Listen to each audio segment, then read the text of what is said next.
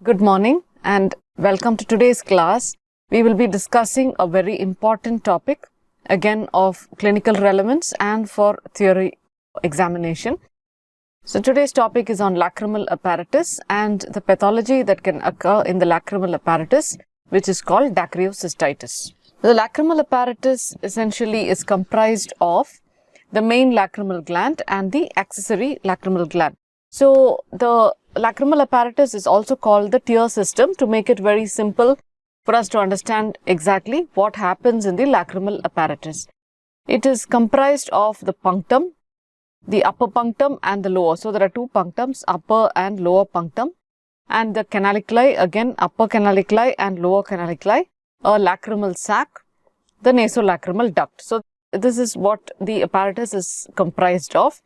And the lacrimal apparatus is derived from the surface ectoderm and it does not function till 6 weeks of life, which explains the fact that babies, as soon as they're born, do not have tear secretion. So it is functional only after 6 weeks of life. So the lacrimal gland, like I just mentioned, we talk about main lacrimal gland and accessory lacrimal glands. So the main lacrimal gland is located within the fossa for the lacrimal gland, which is in the frontal bone, and this is called the lacrimal fossa. So lacrimal fossa is a very important anatomical landmark. It is separated, the lacrimal gland itself is separated by the levator palpebrae superioris aponeurosis. So the aponeurosis of the LPS muscle will separate the lacrimal gland into two parts. These two parts are the superior orbital lobe and the inferior palpebral lobe. So the lacrimal gland has two portions, the superior orbital and the inferior palpebral. Now the superior orbital part is the larger part of the lacrimal gland and the inferior part is the smaller. The palpebral part is located near the upper eyelid. So on eversion of the upper eyelid, we will be able to identify the lacrimal gland. We can't really identify it unless there is a swelling, but essentially it is present in the upper lid, on the undersurface of the upper lid, whereas the orbital part is located further beyond.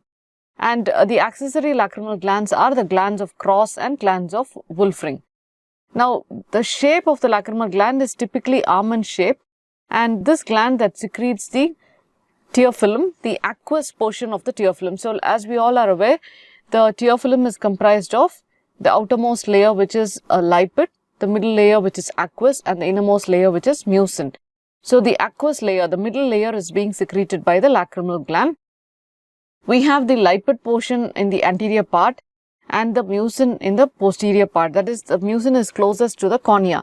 So the reason for this is that the mucin provides the smooth surface which onto the cornea and helps in the refraction of the eye, and the lipid layer is the outermost layer.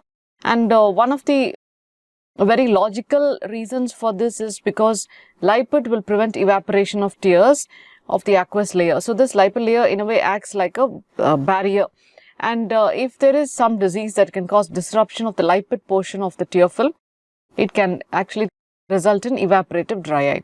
So the lacrimal gland constitutes the aqueous portion, and it is located in the anterior and superior temporal part of the orbit. So again, the anatomy of the tear drainage system, as I'm just going to demonstrate this for you. So if this is the